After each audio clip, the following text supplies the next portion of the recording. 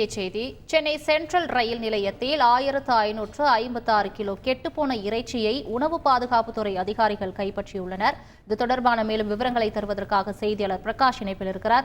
பிரகாஷ், வணக்கம். தற்பொழுது இந்த சோதனை எப்பொழுது நடைபெற்றது? இது தொடர்பான முழு விவரங்கள். சென்னை சென்ட்ரல் ரயில் நிலையத்தில் 1556 கெட்டுப்போன இறைச்சி தற்போது உணவு பாதுகாப்புத்துறை அதிகாரிகளால் கைப்பற்றப்பட்டிருக்கிறது.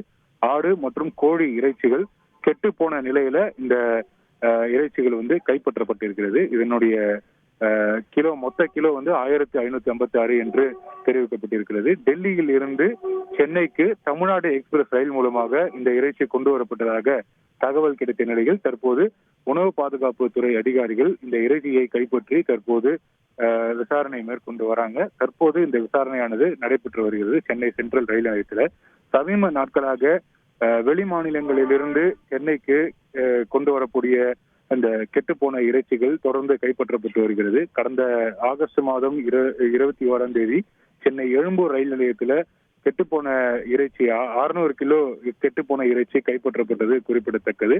அதன் தொடர்ச்சியாக தற்போது சென்னை சென்ட்ரல் ரயில் நிலையத்தில் 1556 கிலோ இறைச்சியானது கைப்பற்றப்பட்டு இருக்கிறது. முழுமையாக கெட்டுப்போன நிலையில, அழுகிய நிலையில இந்த பகுதி முழுவதுமே துர்நாற்றம் வீசக்கூடிய நிலையில் தற்போது அந்த இறைச்சி இருக்கிறது.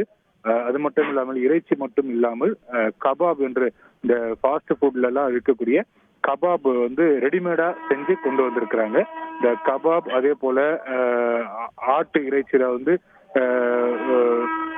முழுமையாக அது தயார்படுத்தப்பட்ட ரெடிமேடாக யூஸ் பண்ணக்கூடிய நிலையில தயார்படுத்தப்பட்ட அந்த கறிகளானது கொண்டு வரப்பட்டு இருக்கிறது. கிட்டத்தட்ட ஒரு 20க்கும் மேற்பட்ட அந்த தெர்மோகோல் பெட்டிகள்ல இந்த இறைச்சி கொண்டு வரப்பட்டு இருக்கிறது. முதற்கட்ட விசாரணையை தற்போது உணவு பாதுகாப்புத்துறை அதிகாரிகள் மேற்கொண்டு வராங்க.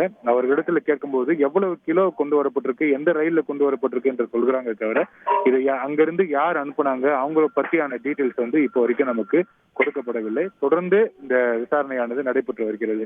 சமீப நாட்களாக கெட்டுப்போன இறைச்சி கொண்டு வரக்கூடிய பறிமுதல் செய்யக்கூடிய இந்த நிகழ்ச்சியிலானது தொடர்ந்து நடைபெற்று வருகிறது. ராஜஸ்தான்ல இருந்து கொண்டு வரப்பட்ட 600 கிலோ மதிப்பிலான கெட்டுப்போன இறைச்சி கைப்பற்றப்பட்ட நிலையில தற்போது 1556 கிலோ இறைச்சி கைப்பற்றப்பட்டிருப்பது அதிர்ச்சியை ஏற்படுத்தி இருக்கிறது. விரிவான தகவல்களுக்கு நன்றி பிரகாஷ்.